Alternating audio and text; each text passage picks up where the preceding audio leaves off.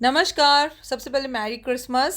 आपको क्रिसमस की बहुत बहुत शुभकामनाएं और मेरे प्यारे प्यारे शरारती बच्चों को तो बहुत बहुत सारी शुभकामनाएं। आपने अक्सर अपनी माँ को एक बात कहते हुए सुना होगा कि जब भी गॉड देता है तो छप्पर फाड़ कर देता है, सेंटा आता है, हमें बहुत कुछ देकर जाता है, हमारी लाइफ में बहुत चेंजेस लाता है।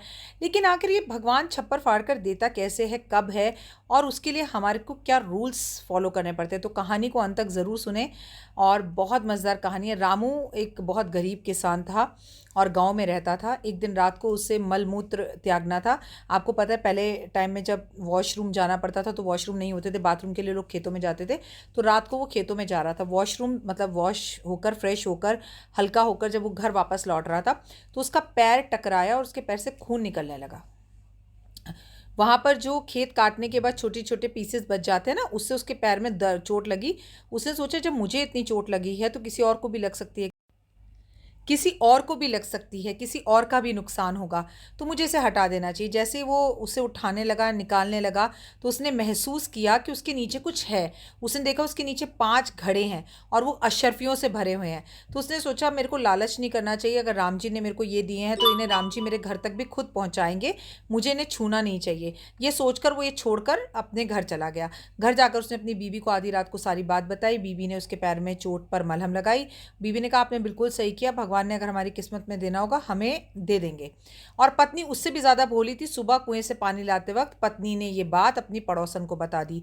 पड़ोसी जो थे वो लालची थे, उसने जाकर अपने पति को बताई। पति ने कहा कि बल चलो हम जाकर देखते हैं।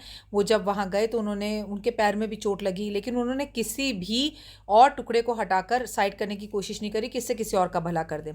जब वो कलश निकालने लगे, एक निकला, दूसरा निकला, तीसरा निकला, चौथा निकला, उनके ऊपर लाल कपड़ा बंधा हुआ था, तो वो सारे पांचों, तो वो पांचों कलश उन्होंने निकाल लिए और निकाल कर जैसे ही कपड़ा हटाकर उसका मुंह खोलकर देखने लगे तो देखा उसमें बिच्छू कीड़े हैं। तो उन्होंने बोला ओ अच्छा, ये रामू जो है दिखने में सीधा है पर सीधा नहीं है, ये हमें इन बिच्छुओं से डंक लगवा के मारना चाहता था।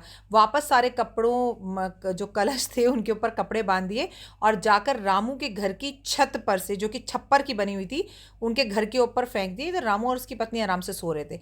जब सुबह उठे, जैसे ही वो कलश अंदर गए, उनके कपड़े फट गए और उसमें से सारी अशर्फियाँ जो हैं पूरे घर के अंदर बिखर गई। जो कीड़े थे वो वापस से अशर्फियाँ बन गए। रामू की पत्नी जब सुबह उठी तो उसने कहा देखा, ऊपर वाले ने हमारी नीयत सच्ची थी, सही था। तो इसे कहते हैं ऊपर वाला छप्पर फाड़ कर, यानी कि छत फाड़ कर देता है।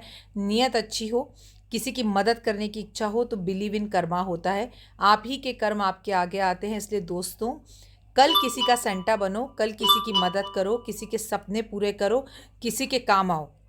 जिंदगी वो जिंदगी वो जिंदगी है जो किसी के काम आए। जिंदगी वो जिंदगी नहीं है जो अपने लिए जिए। अपने लिए जिए तो क्या जिए, वो जीना, वो क्या क्या जीना जो अपने लिए जिए। तो कल आपको किसी का सेंटा बनना है और किसी के सपने, किसी के ड्रीम पूरे करने हैं। अब देखिए, मैं किसी को गाड़ी दिलाकर उसका ड्रीम सपने का पूरा नहीं कर सकती, गाड़ी दिलाने का, बट उसे सांत्वना दे सकती हूँ। एक खत लिख कर बता सकती हूँ कि मैंने गॉड से प्रार्थना की है कि तेरा ये सपना जल्द पूरा हो। एक बढ़िया सा व्हाट्सएप, एक बढ़िया सा मैसेज, एक बढ़िया सी वीडियो बनाकर भेज सकते हैं। तो मे गॉड ब्लेस यू, आपके सब सपने पूरे हों, ऐसे मैं दिल से कामना करती हूँ। जयकारा शेरा वालिदा, कमेंट्स में जय माता दी ज़रूर लिखिएगा। वंस अगेन, नव वर्ष बहुत शुभ हो। और आप मुझे मेरे यूट्यूब चैनल पे, बिलीव इन कर्मा पे, इंस्टाग्राम पर और फेसबुक पर ज़रूर फॉलो करें राशियों के लिए। चमत्कारी और ज़बरदस्त। जय माता दी।